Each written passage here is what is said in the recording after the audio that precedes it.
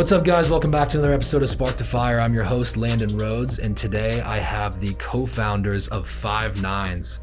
Five Nines is an IT company based out of Lincoln, Nebraska. These guys have built an incredible company. I've got Nick Bock and James Bowen. Thanks for coming in today, guys. Hey, thanks. Thank you. Yeah. So Spark to Fire, what we normally like to do is start off with, the people that started this, and it all comes down usually to the type of people you were when you were kids, or the type of student you were in college or high school. And I always like to know what kind of student you were, what kind of kid were you guys. So we'll start off with Nick, since he's already shaking his head. Like, what were you like as a kid, Nick? Fortunately, the business was not a reflection of how I was a kid. The only good thing about my childhood was I hustled hard for money when I was a kid. Otherwise, I was like a nerdy late bloomer. Like, I remember in, I think, 5th grade, my mom, for whatever reason, let me buy my own pants. And all I bought was 3 pairs of blue pants. The kids called me Mr. Blue Pants. It's not great. How old were you? 5th grade. I was like 11. But fortunately, I got older and better, but I never got great grades. I was like a solid B student. I mean, as long as I wasn't getting D's and F's, my parents were happy. Same. What about you? My mom was a teacher, and my father was a small business owner he's an electrical contractor, so in the construction industry. And that was it still is, but it was certainly a pretty difficult industry. So there was never any encouragement to even sort of go into the family business, if you will, even though I worked there for a while.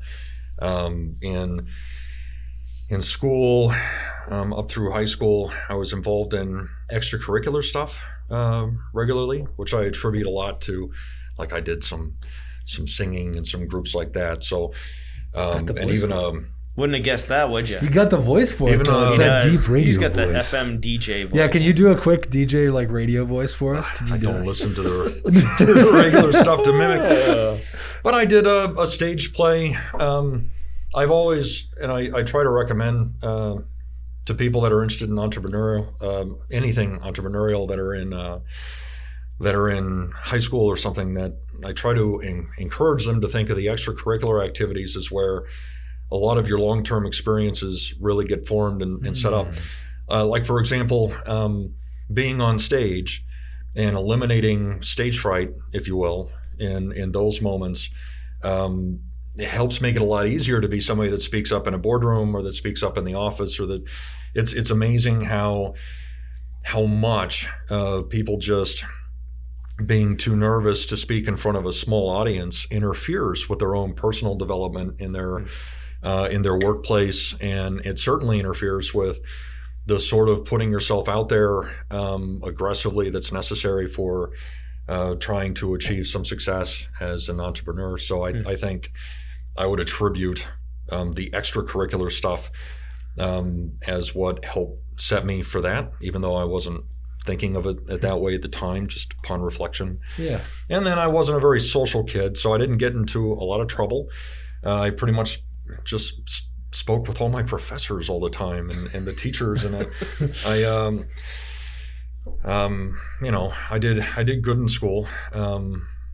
So I mean that was about it. College is where everything else sort of took its shape, and I got into the work environment, started on this stuff. So you guys both went to college right out of high school, or did you guys take some time? Or yes, yeah, I went. Should have. I mean, everybody should take like 3. No, I went straight from high school to college. I think so too, by the way. Yeah, it's a little different now than then, because I think now things have gotten so expensive that people really have to be thinking about what kind of debt they can take on versus what they're doing. College for me was the things I got out of it originally that I wasn't really expecting, because I went into computer engineering and the university decided to cancel that program right when I was in it. So Details. I had to transfer to computer science, and then I ended up graduating from Wesleyan as a result. But the college experience and taking on full time management, being responsible for, it was even an accomplishment to register for classes back then. I mean, you're having to open the book and call at a certain time and plug in your, nothing was easy. It was before the we're in the early stages of dial-up internet. So going through college, getting to everything on time and accomplishing it, was something you're just learning through the process back then, and learning through the process meant a lot, and helped out a lot in the long term. What about you? Dial-up internet. When did you go to college? 95, Actually, 96, 97, which were pretty good years. Those were great years. Yes. My proud college technical moment, since I wasn't actually in technology, I was a history education major with a minor, but I got a computer. So like my freshman year, and Union College, shout out, here in Lincoln, Nebraska, was one of the earliest with like wired on the internet. Now they were consoles. They weren't like, real computers. They had consoles in every dorm room. And so every dorm room, huh? Yeah, Nice. I bought myself a Dell P100, 1994. It was awesome. And so, but you had to switch you had to tell them you were going to switch to a PC in your room. So, this is the beginning of the semester, maybe a month in, and I told them I was going to switch. My computer was supposed to get there. They put my computer under the sink, like their old terminal. Not sure that's the right place to store it, but that's where they put it. And like 3 or 4 days later, my computer wasn't there, and I needed to look something up. So I got the console out, from underneath the sink, and put it back up on the desk and plugged it in. It didn't work. I mean, there's like lines of junk on the screen and whatever. It didn't work. So I just left it there. Figured maybe it would start working later. Get up the next morning, and like the whole network's down across the whole campus. Campus-wide, it's down. Huh, that's too bad. I guess I didn't need to look that thing up. Throughout the day, still down. I'm like up at the end of the day. I'm up in like near the computer area, and there's all these guys with these HP logos, because I think that's what they use for networking. Yeah. Running around. Next morning, they came into my dorm room and disconnected my computer. They're like, "Thanks for taking the network down for 2 days." Evidently, you needed to tell them that you were going to plug your terminal back in, and they had switched it over for being a regular computer. So that was So you crossed your college internet. Yeah, and then the head of computer services basically on the little like scrolling thing, informational thing across all the campuses, like, "Thanks to Nick Bock, our network was down for 2 days." You're kidding me. They actually put your name on there? Yes, it was funny. That if you didn't feel like if you did that at UNL, there would be like That was my technology accomplishment in college. UNL wasn't like that. Our biggest thing is they didn't, even though we all started having the internet in the way that it existed back then, they still wouldn't let us turn in papers or assignments online. They didn't trust, especially the computer science students, with having any sort of remote access to the system. So you had to go to a computer lab to submit your assignment. And those of you that were fortunate enough to afford and to have your own computer at the time, you were all prepared. You'd done your homework already, so you just went there with the disk so that you could lodge it in and then submit the paper. But all the computer terminals would be occupied by people that didn't have their own computer, so they were actually doing the assignments there. And the door on the outside locked at like 9 o'clock at night. And then you would stay in until everybody's assignment was done. So you'd have to go to the computer lab, get inside, and then sit and wait for 3 or 4 hours every time you were submitting an assignment to have access to a terminal so you could hand your paper in. And all they had in there was a cappuccino machine. So that's when I started drinking coffee, and I'm still hooked on it to this day. Yeah. So. So when you guys were in school, what was it like? I mean, talk about what stage the internet was. Obviously, we've got the listenership skews. It's all over the board for this podcast. But what were you even doing from a computer engineering, computer science standpoint in '94? Like what was happening at that point compared to today? Well, computer development, it was mainly around processor development, things like that at that time. It wasn't. This is pre-dot-com boom, so it wasn't internet and software focused. In fact, it was before the J.D. Edwards program that showed up right after I left. Figures. But it was mainly around that, and places like Intel and everything were hiring true electrical engineers. There was a thought that if you mixed some computer science and programming education with some electrical engineering education, that this new computer engineering thing might be the next hot career at the time. And they ended up discovering that a lot of the purest places were just hiring full-on electrical engineering people anyway. And then the programmers were just full-on programmers. So there wasn't a huge fit at the time for the emerging computer engineering academic degree, even though the career path was still there. Which is why, things ended up changing up in that, and I graduated with computer science instead. And all that did was teach me that I was not going to be competitive as a programmer. So as antisocial as I was way more social than the programmers that were showing up and doing those things. Yeah. So I was like, oh, these guys, all they do is their coding, and that's not me. So I'll never be as good as them. 20% more than they want to talk. Yeah, that's right. So I had to find something else, and I was getting into IT services and consulting for a very, very small version of what Five9s is today, and ended up just latching onto that, going full into it, and developing a career in that direction. And that was your senior year when you started doing that and just kind of experimenting with it? Senior year in college, yeah. And so at what point did you guys actually meet? Oh, this jumps ahead. Yeah. That jumped ahead too far? Okay. No, that's okay. Yeah. No, I stayed, Nick can talk about when he started, but I bounced around a tiny bit, but I was always doing the same sort of IT guy help for small businesses in Lincoln. And some of those are still my clients today, so they go all the way back to 99. That's cool. And I did that back and forth. Ended up becoming self-employed with it, and it was just a one-person show type thing up until 2006 when Nick and I ran into each other and ended up starting Five9s.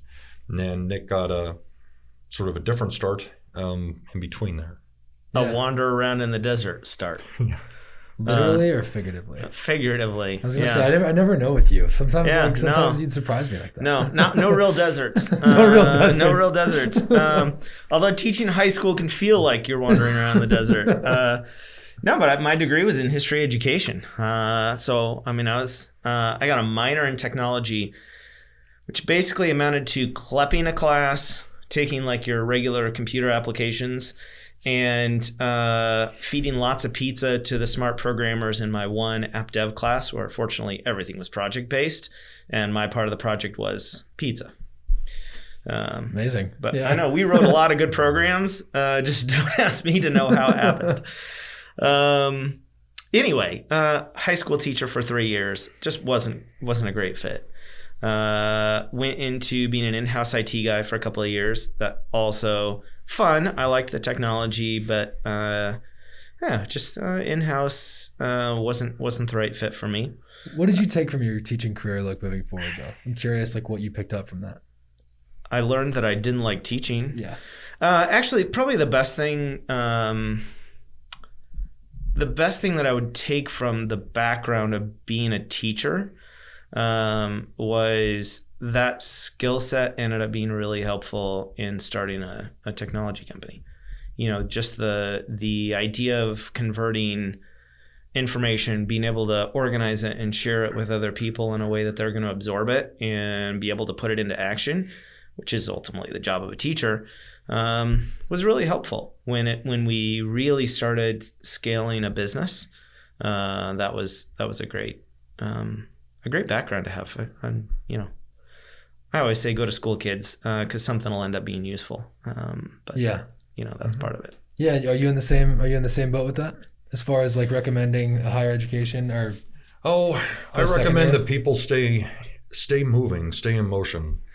There's nothing worse for somebody than to just get stuck in a rut and to just sit there. So if I'm giving people advice, it's usually not about overthinking and worrying about not choosing the correct road or not choosing the correct degree or something. It's more important you just get started and you just start doing it. Sure. And because the opportunities, if you will, that end up defining somebody's future end up showing up along the way. You can't you can't kind of sit back and predefine what your opportunity is going to be and then try to attack it. You just have to go, and then whatever you're preparing yourself for tends to be what's fitting towards the type of opportunities that you end up taking on after that. So I just think it's important for people to keep moving. Yeah, that's good advice. Well, and I mean, alongside that, people always ask you. I had somebody ask me earlier this week, do you regret that you spent time as a teacher or spent time doing this? And I'm like, every point in life, if you're ready for what's next, every point in life puts you in a position to do that. And, so the last hop before starting a tech company was I was a pharmaceutical sales rep, which turned out to not be the kind of sales I thought it would be. But that put me in a position to meet the physician who ended up being my first business partner when I started my first tech company in 2003. And if I wasn't ready and open for that, then, if I was waiting for the perfect thing, you don't put yourself in a position to take advantage of really cool opportunities. And so how James and I ended up being in business was I was running James had been in business for probably 6-7 years. Since it was 5. Yeah, it depends on if you. There was a time when I had to become self-employed, and it was because I had the business I was working for, which was a very tiny business, ran out of money, and so they just said, "We won't be able to pay you anymore." I was actually on the turn-in for Waverly at the time. I'll never forget the phone call. Because it was just one of those, hey, we're not going to be able to pay you this time, but maybe next month. And I said, well. But maybe next month? Yeah. Oh, man. And, everybody's living month to month back then, or, in my position back then. So couldn't really afford that very easily. And so I said, look, since I happen to be the only person in the business that is working with customers on computer support the way that I was, and everybody else was doing internet service provider stuff, I said, why don't you just take me off of payroll, and so you don't have to worry about that, and I'll just start invoicing the customers for my services separately. And they agreed right there. And so then I found myself self-employed through unemployment at the moment. Didn't have a clue what to do at that point, because I had going through all of high school and being a graduate from college, they'd still never said, how do you start a company? I actually called the Nebraska Department for Economic Development and asked them, and I said, I need to be in business. Tomorrow morning would be great. What do you do? And how does one do that? And thank goodness they told me. You go to this department. You have to. It cost me $88. Had to go to 3 different departments and took about 45 minutes. And then you have to go get a bank account that matches and make sure that your trade name is clear. And then there's a place that advertises it in the newspaper for you back then, so you can be officially open for business. Still do. Anyway, and then sure enough, I had a business and I started invoicing. So it wasn't this bold, like I had planned on being quit my job, I'm self-employed. free. Right.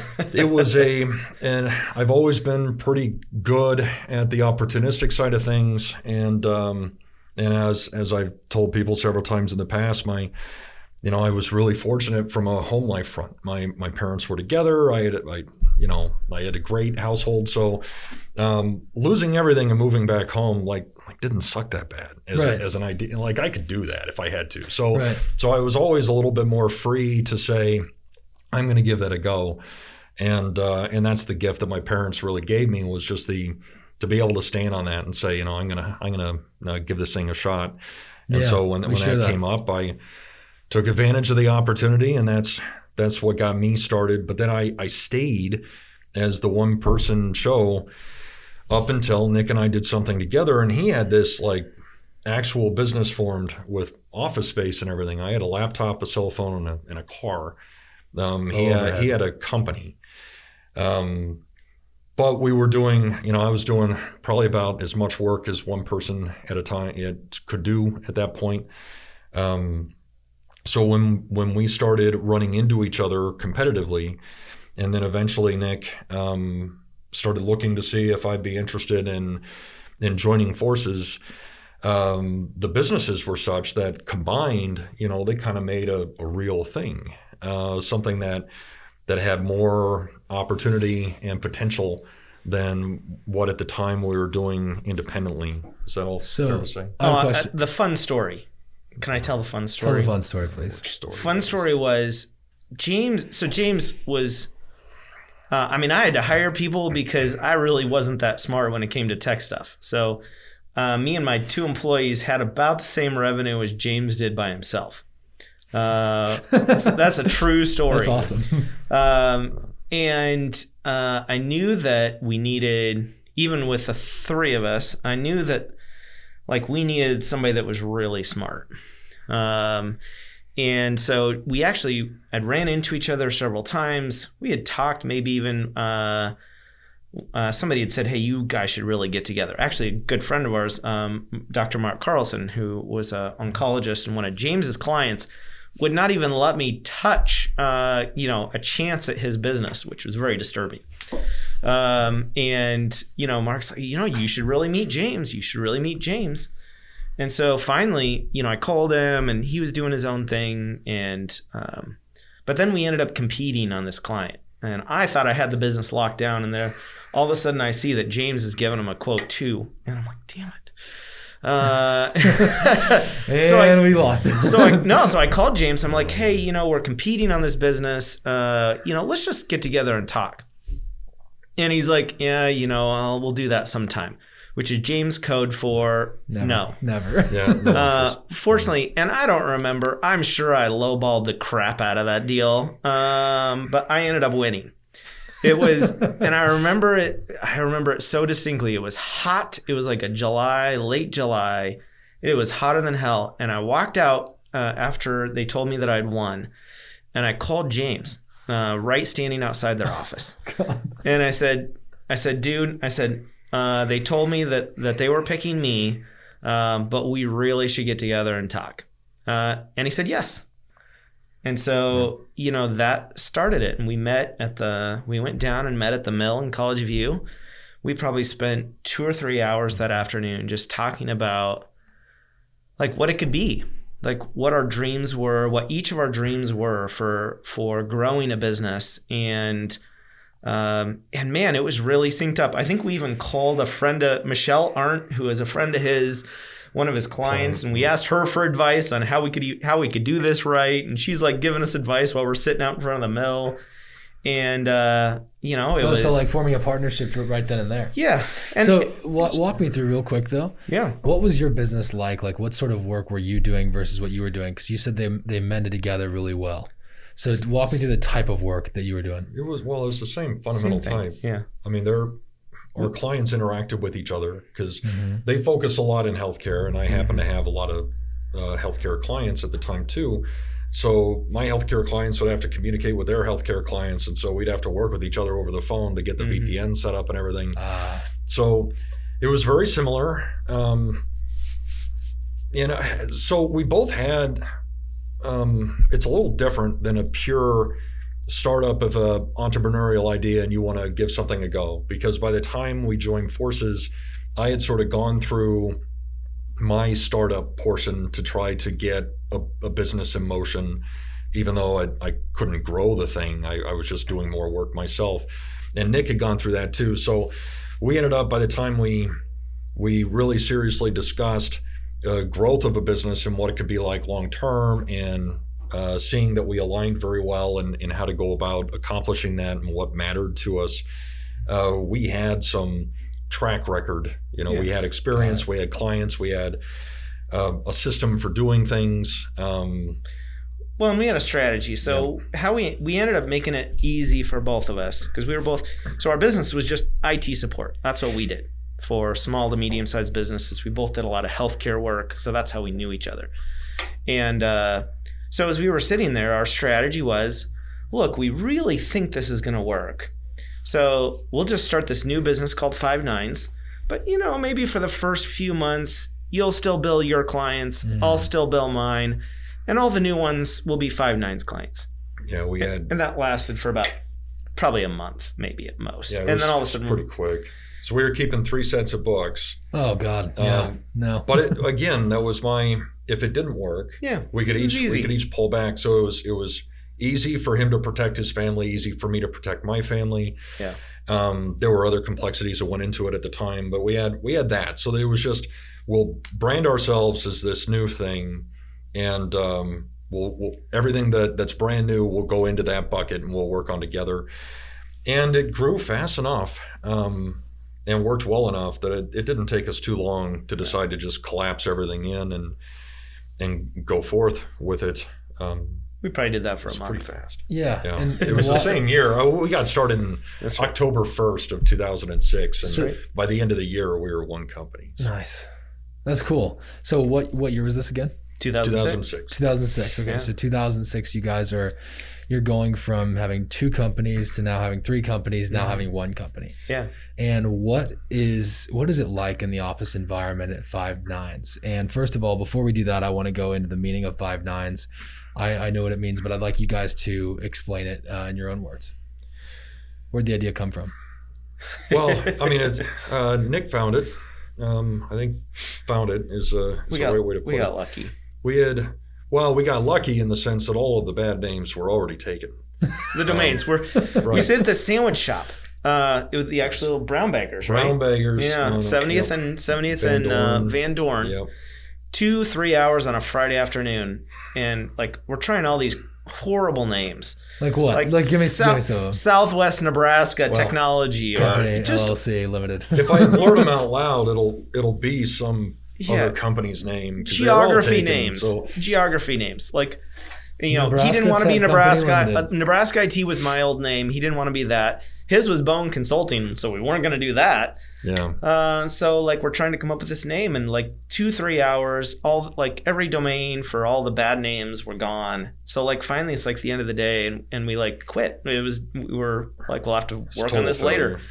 So we go home, and it's like this Friday night, and I had my laptop. I was sitting in front of a fire, which is a wonderful place to be on a cold Friday night, and just started looking up like technology names and found Five Nines, and it just stands for 99.999% uptime, which we take more figuratively for like high performance and reliability. So I like email it over to James. I'm like, hey, what do you think about this? Like by the end of the night, James was like, yeah, that's in. His sister had made a logo for us, and we were up and going. Well, it was great because we didn't want The Office, Office Space, the movie. Yeah. This is the same time period. And Office Space, you know, there were a lot of, you know, like they had the fake techie sounding business names that they worked for and everything. Right. So we didn't want to be those guys, and we didn't want to, you know, go through the same thing. So we didn't want a made up name. We wanted something you could write, something you could, that made sense, at least from you don't have to spell it out every single time you're trying to tell somebody what the name is, and it's not some fake word. And anyway, it was perfect, worked out really well. The nice thing is as Nick said, it spoke to what we already cared about. Mm-hmm. We weren't trying to create some new marketing persona out of it. Yeah. It spoke to our existing values, which were that remember, most of our clients were healthcare, so patient safety was on the line. So the doctors needed support at 2 a.m. and they needed access to their system so that they could read teleradiology x-rays on patients that were sitting in the hospital. So we had this around-the-clock necessary reason for performing really well at all times. Mm-hmm. And Five Nines just spoke to that, and we took it to be sort of like Lexus's pursuit of perfection, right? Right. Now, it also wasn't a lot of people now on the other end of the camera there would have heard of 99.999% uptime because data centers are a thing now, but they weren't so much back then, mm-hmm. at least not ones that are around like they are now. So we ended up taking the term before it was popular. It was really, before it was something that people would recognize. Now it's a lot more recognized, even if it's for slightly different reasons. Mm-hmm. But yeah, it's starting to make a lot more sense. So walk me through what it's like. It's still '06. You guys have a name now. What is it like in your first office? Like, what's the culture like? What talk me through some of like the first office problems, because I mean, it's just those are always interesting stories. Oh, we had holes in the ceiling. Yeah. What? I don't remember. Well, the first office. So how big was your first office, by the way? It was one of those. It was on 33rd and Pioneers. Yeah, that was like an office for like 2 months. All right, see.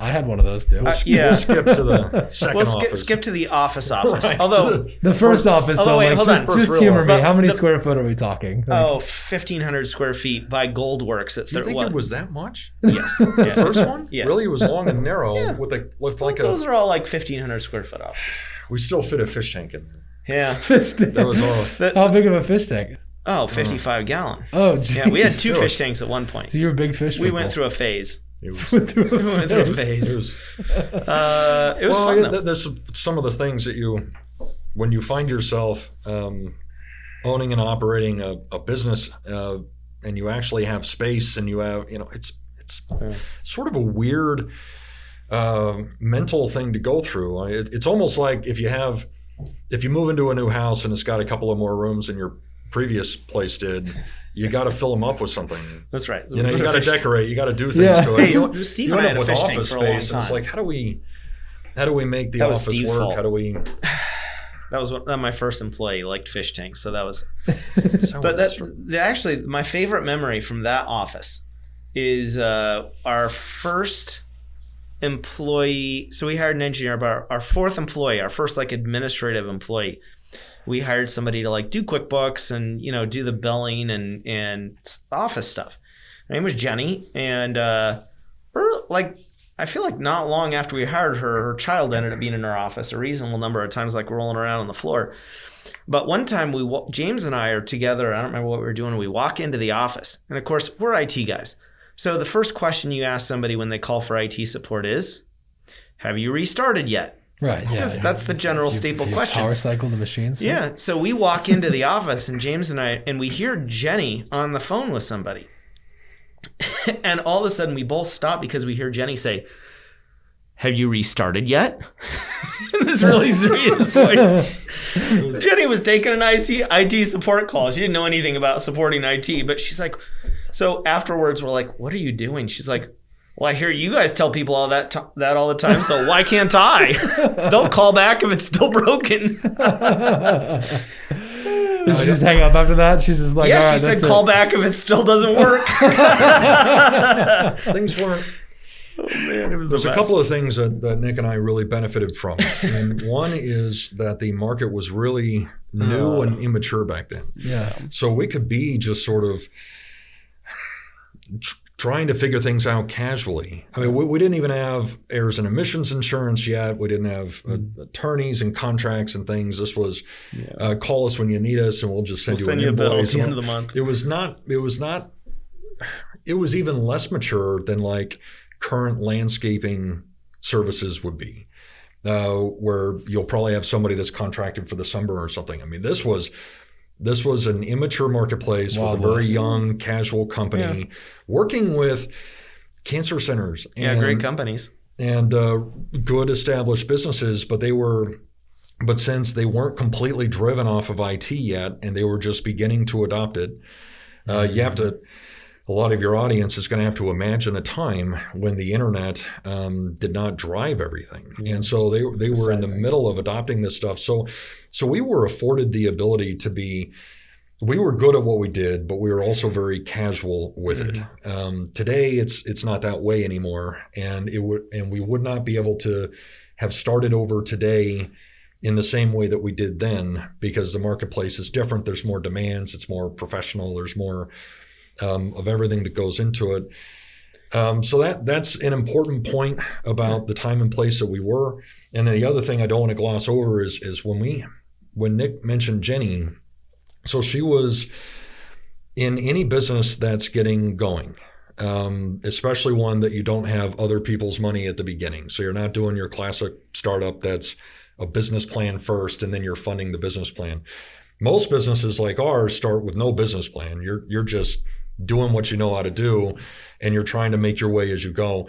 So when you get to the first non-billable employee, that is a large decision point. Yeah. That is a mental hurdle. It's a business thing. The day before we hired Jenny, Nick and I's world was that on Sunday nights, we would be printing out all the invoices after we corrected QuickBooks. We'd be putting them all in envelopes because that's what you did back then. Sending all these things out. Somebody had to drive to the bank every day or every other day to go get the money and then go deposit it. Or we had to go to the P.O. box and then go to the bank and all of this stuff. And that's the world I had been living in for 6 years. And that's one of the reasons that so many people burn out when they try to go self-employed is because you have your day job and then you have to do all the business stuff after hours when the people aren't calling you. So when we sat down with Jenny and decided to hire her, and it was only like $13 an hour or something, but we did not know that wouldn't break us. It was a little bit of a wing and a prayer to say, we're going to bring somebody in, they're going to do this stuff that's consuming a lot of our time so that I could do more engineering and Nick can do more business development. And you did engineering every now and then, sort of. I did lots of engineering. So anyway, that's a big thing. When I'm talking to people that are trying to get started, I try to tell them to start thinking about that first non-billable employee, when that would fit in and how they have, because it's a different sort of mental hurdle in business development, and it's sort of a precursor for the first time you hire a manager, because that will be probably a more expensive person who's also non-billable, but also necessary to continue to build the business out from that point on. And those are pivotal decisions that are really difficult for small businesses to make, because it's taking money off the top that gets paid to those people first, and then you still have to hope that everything else is working itself out after that. So you'd asked what the culture was like. Quite honestly, it was a lot of fun. That's almost one of the really interesting things of evolution, is the way that fun happens changes over time. But like early on, we had a foosball table. And we're all in like the same general office. Second office. That was which means like 2 months in, we moved to a second office. Right. And foosball table was like one of the first things we got. So that was important. But you'd have like people doing support calls and then like people slamming a foosball around in the background. That was kind of fun. We finally... we got a little conference room. That was kind of exciting, except in one of our reimaginations of moving people around, I remember we had our inside sales guy, our first inside sales guy, and he could get aggressive with his phone and his keyboard if things weren't going his way. So, you'd be in a meeting like this, you'd have a client in or something, and he was like backed up to the back wall, and all of a sudden you'd hear this... like he'd slam his phone down, and then occasionally you'd get the double slam or the triple slam, and we had to move him from being backed up to the conference room. But it was like this. It was a very, it was very casual. It was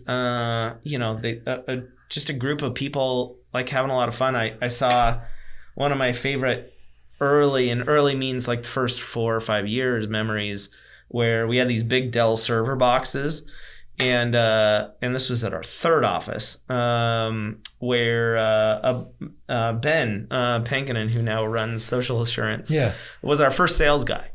And him and Amber and a couple other people decided to make a server box into a sled on the backside of our office. We put a little logo on the front of it. I think they put a trash bag on the bottom of it to try and make it go faster.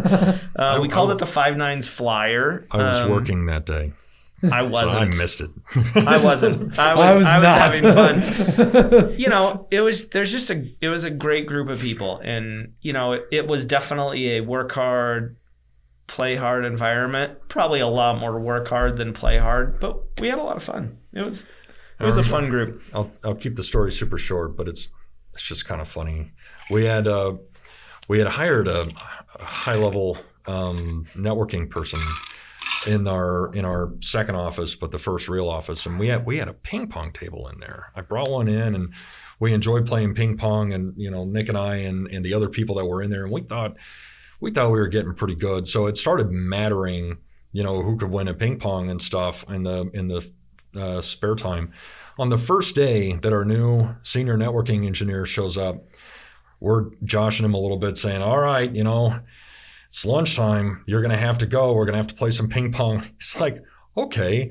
He wanders out to his truck and he comes back with a custom paddle. No. Unzips it. It's like, what is this? It was on. And proceeded to own everybody. It was, who knew? Who keeps the paddle with them in their pickup truck? Right. That's amazing. I know who it is. Professional. Probably still does, I would guess. Probably. That's awesome. Anyway, and what was, I'm just kind of curious, when you guys were starting, just getting started, what was retention like back then of like these high-level engineers? How hard was it, or how easy was it to retain people?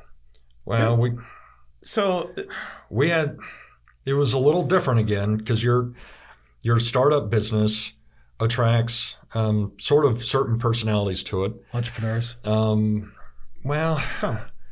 And we were, we weren't paying with salaries. We were paying things in a different way. There were a lot of things set up at that time for the style of business that we needed to be, where, people might not expect to work a 40-hour work week or something.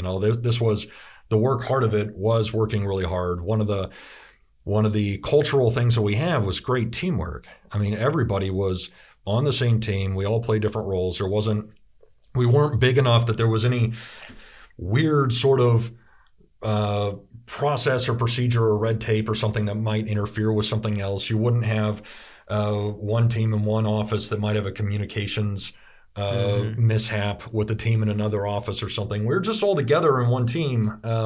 Things are fast. Yeah, so a lot of ways it was a little bit easier then. So you could go a certain distance in growing that style of company before you started to run into the constraints that being that casual about how to get things done produced. So, we had a lot of people came and stayed for a long time. Probably some of the inflection point where we probably had that first set of turnover, if you want to call it that, was we had some crazy revenue changes. We were 450 at the end of 2006, 1.5 at the end of 2007, 3 at the end of 2008. And it was just 1 year, I believe it was 2011, we went from 29 employees to 52. Wow. We weren't ready for that. No. And so, two things happened. One, we added a lot of people, and some of those were just the wrong people. And two, the business kind of transformed from what I always call a band of merry men and women to this business that has to transform and change. And that was kind of when some of that happened. And we lost some of those early employees that didn't, that signed up to be part of a tech startup that had 15 people. Right. And they didn't identify with where we were going, with where we were at and where we were going. So that was probably... Was that hard for you? Yes. All these mental hurdles are difficult as you go through, because your business is... You're trying to create it into what it needs to be. You're trying to mold its future and create opportunity for everybody within it, but you're trying to create the necessary improvements that are needed every step along the way, and we're learning as we go. Every 5-9's is the largest company I've ever worked for, and it's not even close. And it always was. For the most part, every time we had a new employee. So you're doing your best with the information that you have. I'll never forget. I think it was Amber. It might have been Jenny, but I think it was Amber when we got 20 people, and she was concerned that we're going to get corporate, and now it was like we're big business now or something from the perspective of a young casual company.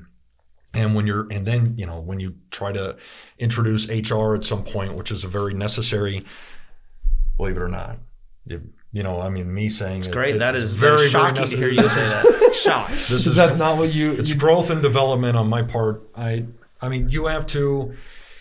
I know a little bit more about how businesses need to run at different sizes now than I did then. But when a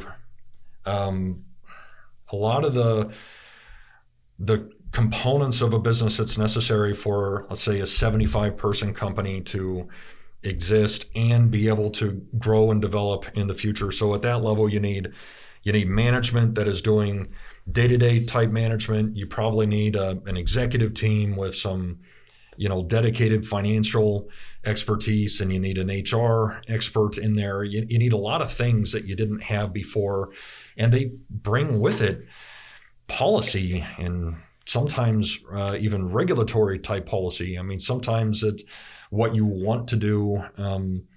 You just can't. You can't do it that way. You have to do things in a certain way. Right.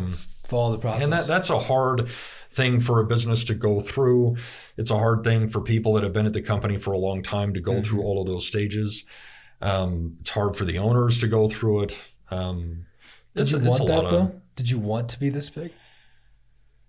Yeah, well, I mean, I always see us on our way to where we're going, right? So right now, Five Nines has about 105, 106 people in it.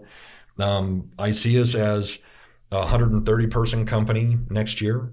So I'm trying to figure out what adjustments do I have to make that safe for us and that a happy place. Frankly, I made a lot of those adjustments last year. So we should be set up pretty well for as the company continues to grow. I don't think Nick or I ever saw Five Nines sitting still. No, I mean, you're either growing or you're dying, right? Right. I agree. But did you ever have a number? Did you ever have a number where you're like, we're going to be a 100-person company, we're going to do $20 million in revenue? Did you ever say a number out loud? The number was 15. I thought would be fantastic. 15 people. Oh. Not I thought 5 people would have been pretty cool. You blasted through that. I was having my first child at the time that Five Nines started. My first child had complications, and he's a special needs kid. So my wife had to stay home with him. So part of my world at the time was trying to get to something that was stable and stronger as a base platform, so I could take some time off work if I needed to. We might be able to have a vacation or something. Something would like be that. Nice. We went 10 years without one at the beginning. It was just stuff like that. So in my story, Five Nines blew past my long-term goals so quickly that I've always been working with the reality and then creating kind of a new picture of the future. But it's not like there's part of me that's not satisfied with where we are. I am extremely satisfied with where we are, and I'm extremely grateful for it. That doesn't mean that I want it to stop. We're still working on what's in the best interest of everybody. But I don't have some driving force that says we got to get to 150 or we got to get to 200. It's just we got to get to whatever the future brings. And if there's opportunity available to us, then I have an obligation to all of the staff and to the future of the business to go out and try to take as much of that opportunity as we can. One of the benefits you get from growing a company is you give more job descriptions and more titles and more career paths to everybody. And that's been one of the sort of secrets to keeping people longer tenure than normally a company would be able to, because they have more rooms for growth and development than otherwise they would. Mm-hmm. So we never started it saying we want to get it to this. Probably the closest in the first few years we ever got to doing that was we made a list of all the clients we wanted to have. Here's this list of, it was like 20 companies in Lincoln. And as of last I checked, I think like 18 of those are clients. We're not going to talk about the one that isn't, not going to talk about it. So, that was probably it for a long time. Eventually we did some more specific strategic, here's where we want to go. And we did set some long-term here's where we want to be 10 years. Here's where we want to be 3 years. Here's where we want to be a year. But before that, quite honestly, it was really just growth focused, because you're either growing or you're dying. And, we didn't set specific goals until, probably really early to mid 2000s, or 2010s, it's like 2014, 15, 16, we got better at that kind of stuff. And the goal setting came on the heels of starting to figure out how to budget correctly. And then it was more from a perspective of the entrepreneurial story, right? We didn't achieve what we did because we had this level of lofty goals at the beginning. We just kept making the best decisions that we could as we went, and we weren't planning on slowing down. Our goals became bigger and more long-term as we matured in our ability to go through a strategic planning process. So as the business gets bigger and you need to communicate better and include more people into better planning, and primarily because you got a budget you've got to hold to too. Mm-hmm. All of those things I had to get, Nick was doing them and I was getting drug along. Because I didn't, until I went back for a master's a few years ago, I didn't have any formal education and stuff like that. And so that's really the product of being sizable enough and putting in the time and effort into strategic planning that is the right level of maturity for the business that we are. And that sets the tone for that. How did you guys go about your annual planning in the beginning? The first year you did it, what did your annual planning look like? Did you involve your entire team, or how big was your entire team? Because I'm genuinely curious for my own benefit here. Here's what it was. Are you ready? Yeah. I'm going to explain it to you right after this. Yeah. All right. What's the next question? Okay. That was our annual planning. Deep pause. Stares at Landon. No, we didn't have any. We were so consumed with the business. I remember at one point. Next project, next sale. I think probably it was probably three years in, we attempted to do some strategic planning. Like we, reserved a conference room down at the Arbor Day Lodge, and somebody attempted to facilitate, and we attempted to say, here's what we're going to do. But we really, the nice thing about our business is it's really linear. Eventually it turned into you have contracts with clients, and it's all about increasing that. And that tells you how many people you need to hire. That tells you, what everything is. Everything hinges off of that. And so and we were lucky that the marketplace turned into something that is the result of it. Yeah. Right. This is how businesses pay for things now, and it creates a more stable business to budget from. Yeah. The plan. So we did not have. We literally didn't do annual planning more than we did it twice. Both times I couldn't tell you what we planned or how we did with that plan. It really wasn't until 2015 that we actually had a reasonable. Here's what we want to accomplish. When we did it, there might be a lesson in here somewhere, but when we first tried some sort of strategic planning when the company was pretty small, the facilitators for it really focused on what Nick and I's individual goals were for the future. It was almost like the company wasn't big enough and structured enough for you to think about what the company's goals were. And that's a really hard thing to see as very worthwhile from the business perspective, and of course this is my job and this is what I do. So that this is so I didn't have long-term goals that were separate from the business anyway. We ended up getting that's how I feel. better, right? In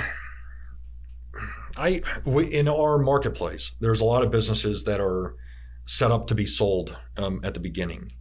And I always feel bad I see businesses as like its own organism. I mean, its own life form, and the people rely on it for jobs and careers and stuff like that. And I always I'm always sad for all the destruction that gets laid waste to these businesses that get sold and acquired and all these things all the time, or they're just set up for that from the beginning, and it's hard to imagine how you could get other people to go along for that ride, knowing that 4 or 5 years from now, if all goes according to plan, they're going to be out and they have to find somebody else, or that just doesn't seem right. I know it's a great business model for a lot of things, but for us, it was how do we create the biggest and best of what we are in our marketplace. And since we are on sort of the cutting edge of it, since we got started early, pretty much everything that we've achieved, we have become the biggest and best example of it in this area.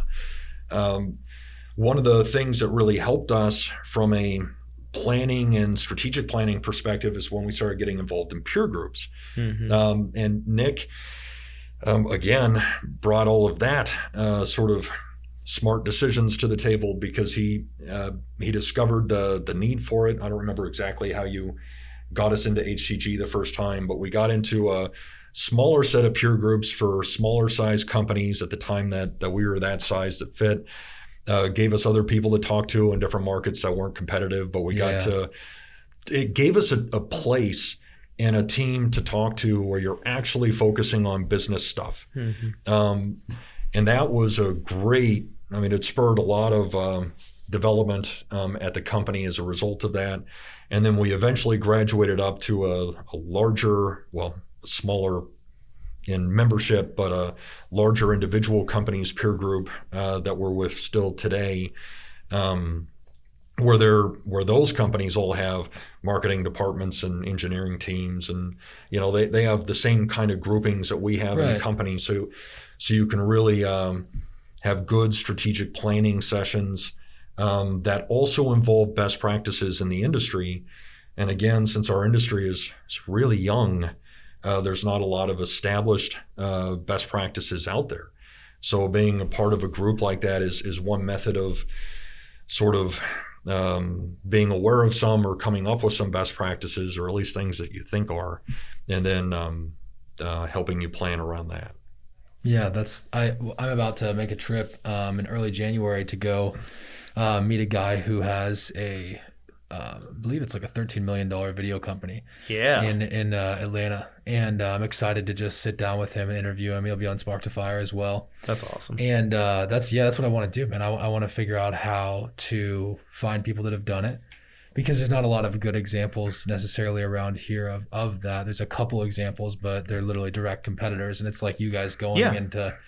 I don't even know who your direct competitors are necessarily right now, but like somebody in Omaha maybe that is closer to similar of your size. I know you're the biggest in the state, but it just doesn't work to go to those people necessarily, and you don't necessarily get that great deep insight by going to say, maybe it's a health system that has, really high revenue, but they can't relate to your problems, because they have much different problems. So. I feel like you were the one pushing into peer groups a lot.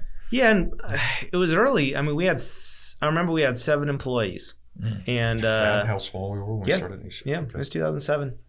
So I had seen that there was this. It was called HTG, and I think it was it's like Heartland was part of the name. They started over in Harlan, Iowa, and they had like 4 or 5 sets of peer groups, like 40, 50 companies.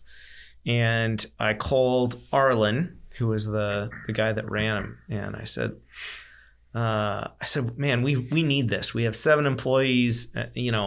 I need some help. I need to talk to some people who know how to run this thing. And he's like, okay, well, we've got some groups, and maybe we'll have an opening, maybe next year sometime. I'm like, no, I don't think you understand. Like, I need to be in one of these peer groups now. I'm like, do I need to? You're not Harlan. I'm like, I'll drive over there, because he was kind of like giving me I'll drive over there and I'll convince you. So just let me know when I need to drive over there. He's like, okay, just come to this conference in like February and we'll get you into one of the groups. So we did, and that group was an incredible piece of, people sometimes will ask you what were some of the most important things you did to, you guys did to scale this company. And a big piece of it for us was constantly being involved in peer groups, because it's as an owner, it's the one place where if you really want to go complain, you can actually go complain to them. Yeah. And 'cause you never complain to your employees, right? Just but most importantly, it was other people that had already solved problems that you were trying to solve, or you could at least collaborate to solve a problem that all of you were facing. I always say it saves you on dumb tax.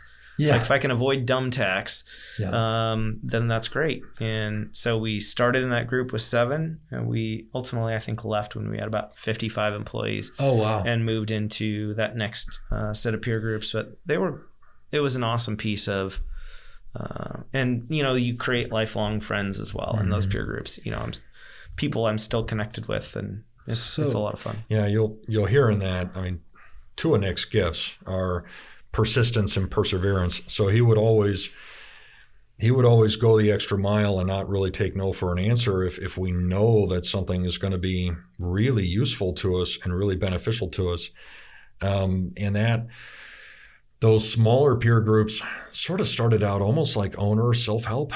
I mean, sometimes it was just recognizing that the thing that you're stressed out about, everybody's stressed out about, and there's no easy answer for it, is a good method of just saying, okay, I can set that aside now. There's no real easy answer to this, or we're all struggling with the same thing. That is a good point. I never thought about it like that. Well, that's how they start, because the 7 to 15 person company doesn't have an HR department issue. They have HR issues, but they don't have an HR department to deal with them.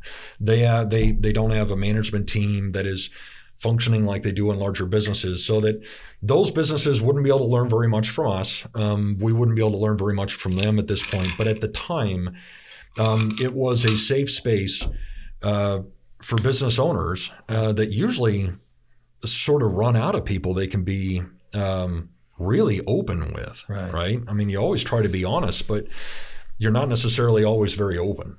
Because you can't be in a lot of cases. No, I mean, my problems aren't problems anybody else wants to hear about. I mean, but they are problems, and it's a different sort of thing. When you have an executive team, the whole team is taking the weight of some of the things that the business has to deal with, and the things that come with.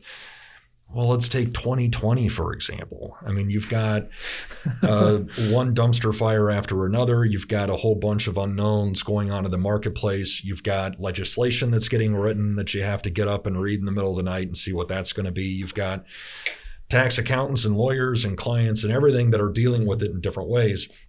The whole thing is unknown.